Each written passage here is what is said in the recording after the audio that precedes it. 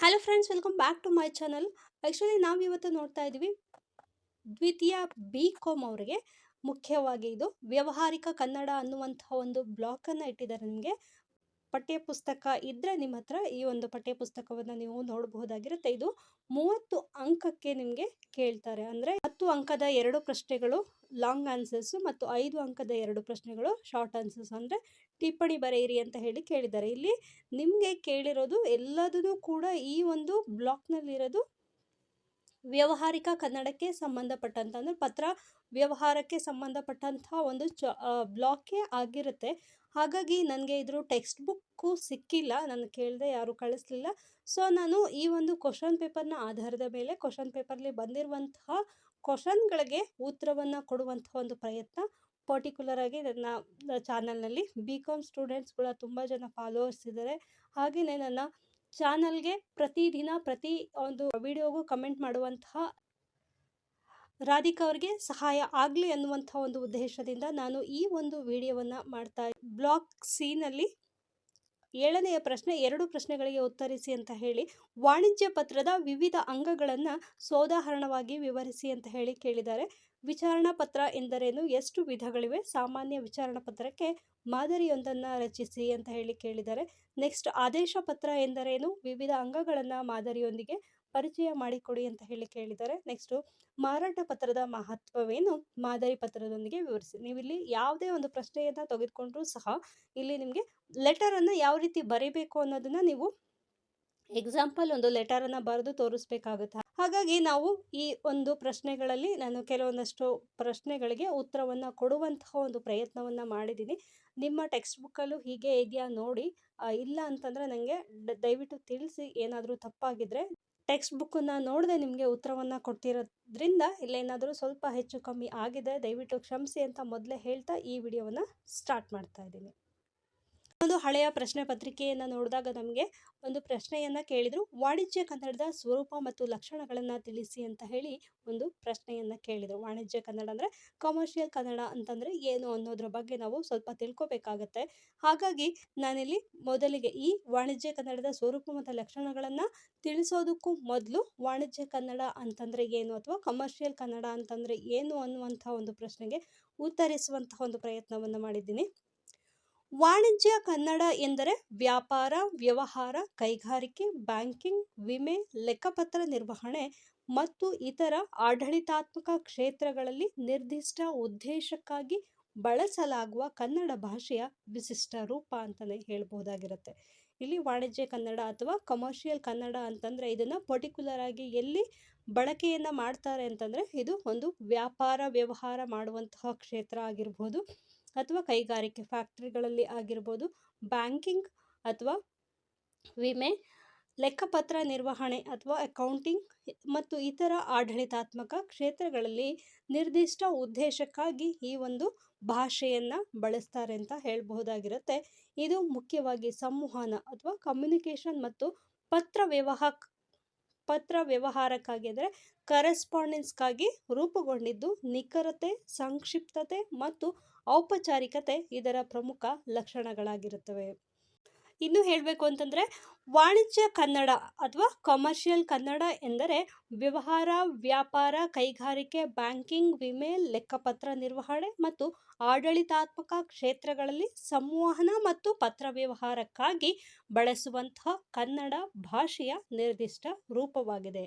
ಈ ಒಂದು ಭಾಷೆಯನ್ನು ಎಲ್ಲೆಲ್ಲಿ ವ್ಯಾಪಾರವನ್ನು ಮಾಡ್ತಾರೆ, ಎಲ್ಲಿ ಲೆಕ್ಕಪತ್ರಗಳ ನಿರ್ವಹಣೆಯನ್ನು ಮಾಡ್ತಾರೆ ಅಂಥ ಒಂದು ಕ್ಷೇತ್ರಗಳಲ್ಲಿ ಸಂವಹನ ಮತ್ತು ಪತ್ರ ವ್ಯವಹಾರಕ್ಕಾಗಿ ಬಳಸುವಂತಹ ಒಂದು ಕನ್ನಡ ಭಾಷೆಯ ಒಂದು ನಿರ್ದಿಷ್ಟ ರೂಪ. ಇಲ್ಲಿ ಯಾವುದೇ ರೀತಿಯ ಮಾತುಕತೆಗಳು ಮೌಖಿಕವಾಗಿ ನಡೆಯೋದಿಲ್ಲ, ಬದಲಾಗಿ ಇಲ್ಲಿ ಸಂವಹನ ಯಾವುದರ ಮೂಲಕ ನಡೆಯುತ್ತೆ ಅಂತಂದರೆ ಪತ್ರದ ಮೂಲಕ ನಡೆಯುತ್ತೆ. ಹಾಗಾಗಿ ಇದನ್ನು ಏನಂತ ಕರೀತಾರೆ, ವಾಣಿಜ್ಯ ಕನ್ನಡ ಅಂತ ಹೇಳಿ ಕರೆಯುತ್ತಾರೆ. ಇಲ್ಲಿ ಕೇವಲ ಈ ಒಂದು ಭಾಷೆ ಅಥವಾ ಈ ಒಂದು ಬರವಣಿಗೆ ಕೇವಲ ವ್ಯವಹಾರಕ್ಕಾಗಿ ಮಾತ್ರ ಬಳಸಲ್ಪಡುವಂತಹ ಒಂದು ಭಾಷೆ ಅಂತಲೇ ಹೇಳಬಹುದಾಗಿರುತ್ತೆ. ಇದು ಕೇವಲ ಸಾಹಿತ್ಯಿಕ ಅಥವಾ ಆಡು ಮಾತಿನ ಕನ್ನಡವಾಗಿರದೆ ವೃತ್ತಿಪರ ಜಗತ್ತಿನ ಅಗತ್ಯಗಳಿಗೆ ತಕ್ಕಂತೆ ರೂಪುಗೊಂಡ ಒಂದು ವಿಶೇಷ ಭಾಷಾ ಶೈಲಿ ಅಂತಾನೆ ಹೇಳ್ಬಹುದು. ಸಿಂಪಲ್ ಆಗಿ ಹೇಳಬೇಕು ಅಂತಂದ್ರೆ ವೃತ್ತಿಪರ ಜಗತ್ತಿನಲ್ಲಿ ಬಳಸುವಂತಹ ಒಂದು ನಿರ್ದಿಷ್ಟ ಭಾಷೆ ಅಂತಾನೆ ಹೇಳ್ಬಹುದಾಗಿರುತ್ತೆ. ಇದು ಕೇವಲ ಈ ಒಂದು ಕ್ಷೇತ್ರಕ್ಕೆ ಮಾತ್ರ ಸಂಬಂಧಪಟ್ಟಿದೆ. ಇದನ್ನ ಇಲ್ಲಿಂದ ಹೊರತುಪಡಿಸಿ ಅಂದ್ರೆ ವ್ಯಾವಹಾರಿಕ ಕ್ಷೇತ್ರಕ್ಕೆ ಹೊರತುಪಡಿಸಿ ಎಲ್ಲೂ ಕೂಡ ಈ ಒಂದು ಭಾಷೆಯನ್ನ ಬಳಸೋದಿಲ್ಲ. ಹಾಗಾಗಿ ಇದನ್ನ ವಾಣಿಜ್ಯ ಕನ್ನಡ ಅಂತ ಹೇಳಿ ಕರೆಯಲಾಗುತ್ತೆ. ವಾಣಿಜ್ಯ ಕನ್ನಡದ ಸ್ವರೂಪವನ್ನ ನಾವು ನೋಡೋದಾದ್ರೆ ನೇಚರ್ ಆಫ್ ಕಮರ್ಷಿಯಲ್ ಕನ್ನಡ. ವಾಣಿಜ್ಯ ಕನ್ನಡದ ಸ್ವರೂಪವು ಅದರ ಬಳಕೆಯ ಕ್ಷೇತ್ರ ಮತ್ತು ಉದ್ದೇಶದಿಂದ ನಿರ್ಧರಿಸಲ್ಪಡುತ್ತದೆ. ಈ ಒಂದು ವಾಣಿಜ್ಯ ಕ್ಷೇತ್ರದ ಸ್ವರೂಪ ಅಥವಾ ಆ ಒಂದು ವಾಣಿಜ್ಯ ಕ್ಷೇತ್ರದಲ್ಲಿ ಕನ್ನಡವನ್ನ ನಾವು ಎಲ್ಲಿ ಬಳಸ್ತೀವಿ, ಯಾವ ಉದ್ದೇಶದಿಂದ ಬಳಸ್ತೀವಿ ಅನ್ನೋದನ್ನ ಆಧಾರದ ಮೇಲೆ ಇದನ್ನ ನಿರ್ಧರಿಸಲಾಗತ್ತೆ. ಇದನ್ನ ಮುಖ್ಯವಾಗಿ 3 ಅಂಶಗಳ ಮೂಲಕ ವಿಶ್ಲೇಷಣೆಯನ್ನ ಕೂಡ ಮಾಡಬಹುದಾಗಿರುತ್ತೆ. ಅದು ಯಾವುದೆಲ್ಲ ಅಂತಂದ್ರೆ ವ್ಯಾವಹಾರಿಕ ಸ್ವರೂಪ ಅಥವಾ ಬಿಸ್ನೆಸ್ ಓರಿಯೆಂಟೆಡ್ ನೇಚರ್, ಔಪಚಾರಿಕ ಮತ್ತು ವಿಧ್ಯುಕ್ತ ಸ್ವರೂಪ ಅಂದ್ರೆ ಫಾರ್ಮಲ್ ಅಂಡ್ ಅಫಿಷಿಯಲ್ ನೇಚರ್.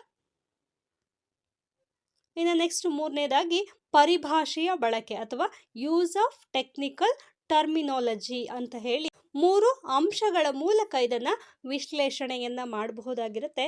ಮೊದಲನೇದಾಗಿ ವ್ಯಾವಹಾರಿಕ ಸ್ವರೂಪ ಅಥವಾ ಬಿಸ್ನೆಸ್ ಓರಿಯೆಂಟೆಡ್ ನೇಚರ್ ಅಂತಂದ್ರೆ ಏನು ಅಂತ ಹೇಳಿ ನೋಡೋದಾದ್ರೆ ವಾಣಿಜ್ಯ ಕನ್ನಡದ ಮೂಲ ಉದ್ದೇಶವು ವ್ಯಾವಹಾರಿಕ ಚಟುವಟಿಕೆಗಳನ್ನ ಸುಗಮಗೊಳಿಸುವುದು. ಈ ಒಂದು ವಾಣಿಜ್ಯ ಕನ್ನಡದ ಮೂಲ ಉದ್ದೇಶ ಏನಾಗಿರುತ್ತೆ, ವ್ಯವಹಾರದಲ್ಲಿ ನಡೀತಾ ಇರುವಂತಹ ಚಟುವಟಿಕೆಗಳು ಅಥವಾ ಅಲ್ಲಿ ಯಾವ ರೀತಿ ಕಾರ್ಯ ನಡೀತಾ ಇದೆ, ಅದು ಸರಿ ಇದೆಯೋ ತಪ್ಪಿದೆಯೋ ಅಥವಾ ಅಲ್ಲಿ ಯಾವ್ದಾದ್ರು ಬದಲಾವಣೆಗಳಾಗಬೇಕು, ಆ ರೀತಿ ಚಟುವಟಿಕೆಗಳನ್ನು ಸುಲಭ ಮಾಡ್ಕೊಳ್ಳೋದಕ್ಕೋಸ್ಕರ ಒಬ್ಬರಿಂದ ಒಂದು ಕಂಪನಿಯಿಂದ ಇನ್ನೊಂದು ಕಂಪನಿಗೆ ವ್ಯವಹಾರವನ್ನು ನಡೆಸೋದಕ್ಕೆ ಈ ಒಂದು ವಾಣಿಜ್ಯ ಕನ್ನಡವನ್ನು ಬಳಸಲಾಗುತ್ತೆ. ಈ ಒಂದು ವಾಣಿಜ್ಯ ಕನ್ನಡವನ್ನು ನಾವು ಯಾವ ಉದ್ದೇಶದಿಂದ ಅಥವಾ ಏನಕ್ಕೋಸ್ಕರ ನಾವು ಇದನ್ನ ಬಳಸ್ತೀವಿ ಅಂತಂದ್ರೆ ಸರಕುಗಳನ್ನ ಪರ್ಚೇಸ್ ಅನ್ನ ಮಾಡಬೇಕು ಅಂತಂದ್ರೆ ಆಗ ನಾವು ಈ ಲೆಟರ್ ರೈಟಿಂಗ್ ಮೂಲಕ ಈ ಬೇರೆ ಕಂಪನಿಗಳಿಗೆ ರಿಕ್ವೆಸ್ಟ್ ಅನ್ನ ಕಳಿಸೋದಾಗಿರ್ಬೋದು ಅಥವಾ ನಾವು ಮಾರಾಟ ಮಾಡೋದಕ್ಕೋಸ್ಕರ ರಿಕ್ವೆಸ್ಟ್ ಅನ್ನ ಕಳಿಸೋದಾಗಿರ್ಬೋದು, ಮಾರಾಟ ಮಾಡೋದಕ್ಕೋಸ್ಕರ ಅವ್ರಿಗೆ ಕಳಿಸೋದಾಗಿರ್ಬಹುದು ಅಥವಾ ಒಪ್ಪಂದಗಳಲ್ಲಿ ಯಾವುದೇ ರೀತಿಯ ಒಂದು ಕಂಪನಿ ಮತ್ತು ಇನ್ನೊಂದು ಕಂಪನಿಯ ನಡುವಿನ ಯಾವುದೇ ರೀತಿಯಾದಂತಹ ಅಗ್ರಿಮೆಂಟ್ಗಳಾಗಿರ್ಬಹುದು ಅಥವಾ ಹಣಕಾಸು ವಿನಿಮಯ, ಹಣವನ್ನ ಕೊಡೋದು ತೆಗೆದುಕೊಳ್ಳೋದು ಇಂತಹ ವಿಚಾರವನ್ನ ಕೂಡ ಈ ಒಂದು ಪತ್ರ ವ್ಯವಹಾರದ ಮೂಲಕವೇ ಮಾಡಲಾಗುತ್ತೆ. ಮತ್ತೆ ಕಾನೂನುಬದ್ಧ ದಾಖಲೆಗಳನ್ನ ಸಿದ್ಧಪಡಿಸಲು ಈ ಒಂದು ವಾಣಿಜ್ಯ ಕನ್ನಡ ಸಹಾಯವನ್ನ ಮಾಡುತ್ತೆ ಅಂತಾನೆ ಹೇಳ್ಬೋದಾಗಿರುತ್ತೆ.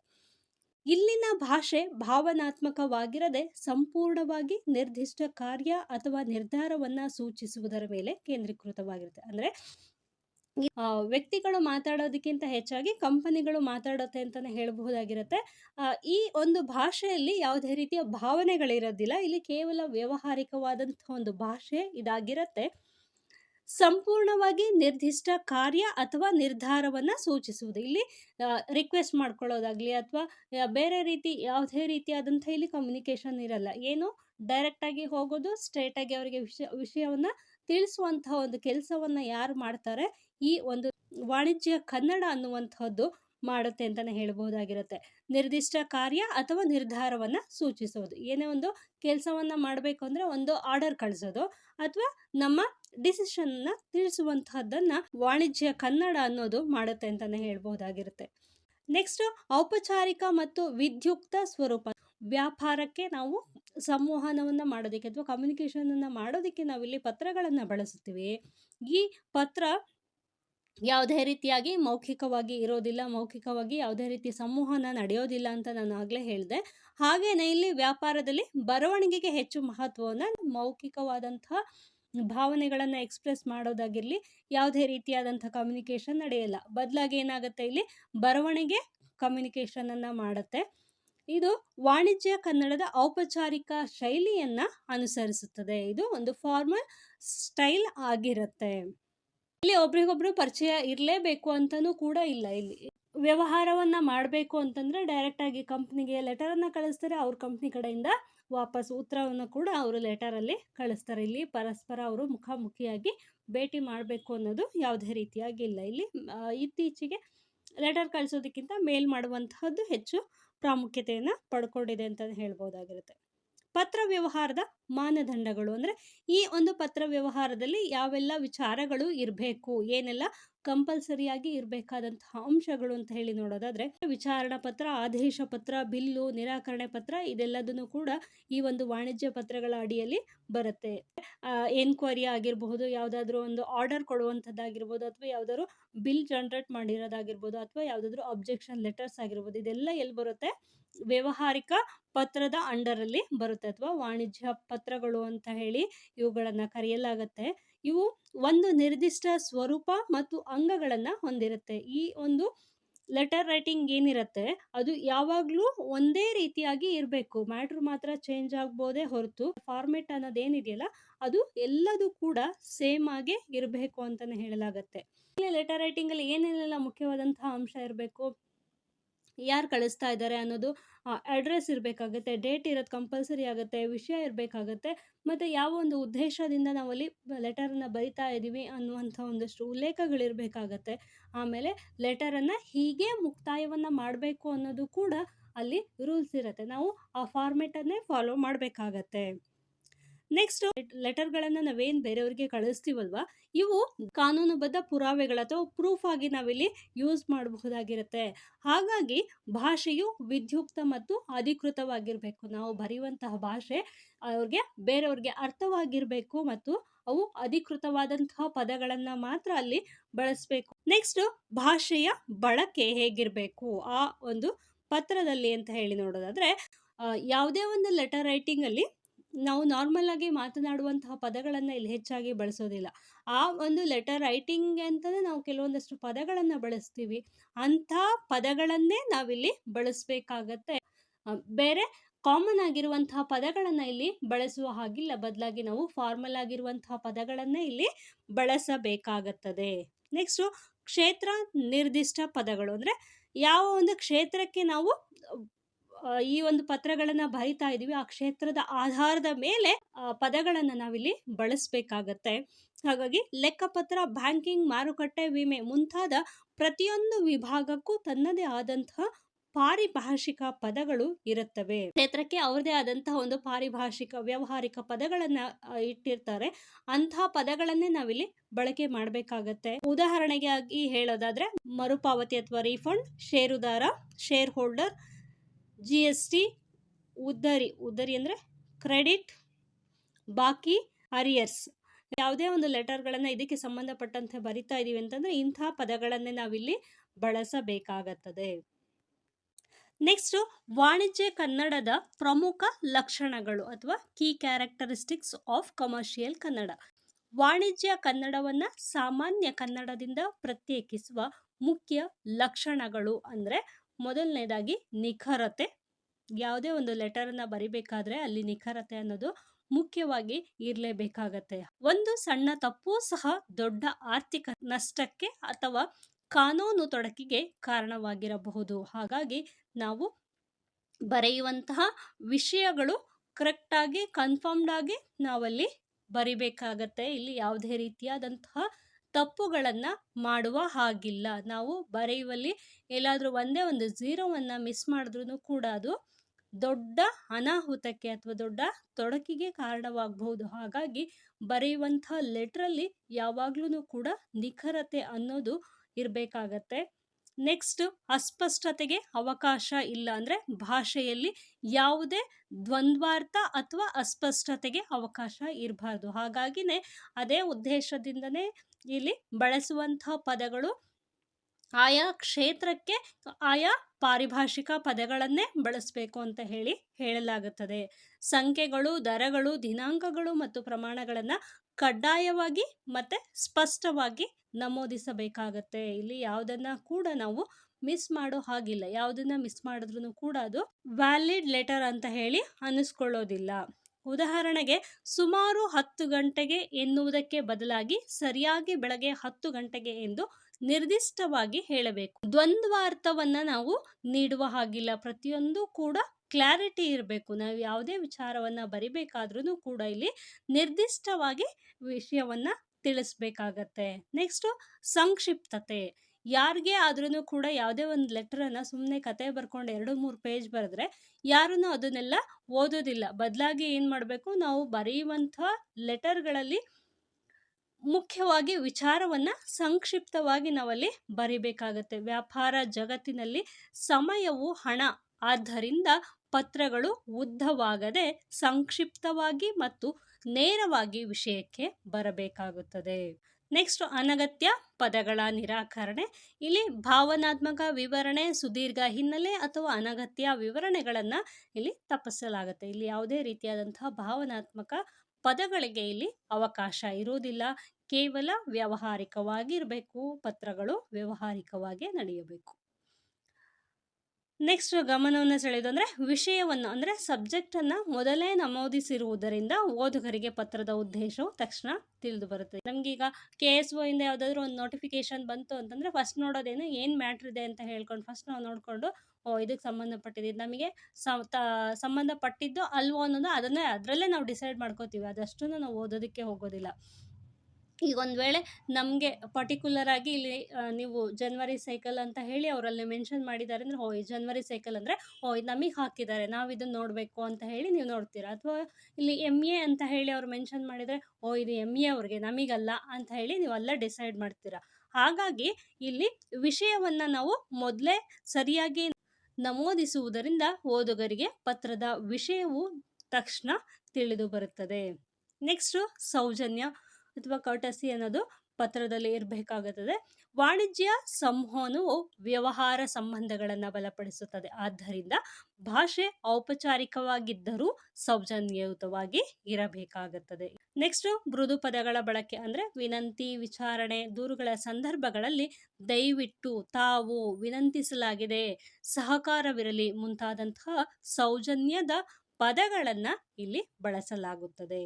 ನಾವಿಲ್ಲಿ ನಾರ್ಮಲ್ ಆಗಿ ಮಾತಾಡಬೇಕಾದ್ರೆ ಇಂತಹ ಪದಗಳನ್ನು ನಾವು ಬಳಸೋದಿಲ್ಲ. ವಿನಂತಿ, ವಿಚಾರಣೆ ಅಂದರೆ ಕೆಲವೊಂದೊಂದು ಪದಗಳಿಗೆ ಅರ್ಥನೇ ನಮಗಿಲ್ಲಿ ಗೊತ್ತಿರೋದಿಲ್ಲ. ಆದರೆ ಈ ಒಂದು ಲೆಟರ್ ರೈಟಿಂಗ್ ಅಂತ ಹೇಳಿ ಬಂದಾಗ ನಾವು ಈ ಎಲ್ಲ ಪದಗಳನ್ನು ಬಳಸಲೇಬೇಕಾಗತ್ತೆ.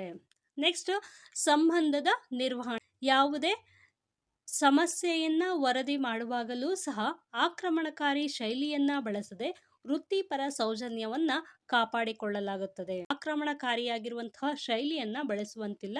ಬದಲಾಗಿ ಏನಿರಬೇಕಿಲ್ಲಿ ವೃತ್ತಿಪರವಾದಂತಹ ಸೌಜನ್ಯಯುತವಾದಂತಹ ಪದಗಳನ್ನು ಬಳಸಿ ನಾವು ಲೆಟರ್ಗಳನ್ನು ಬರೀಬೇಕಾಗತ್ತೆ.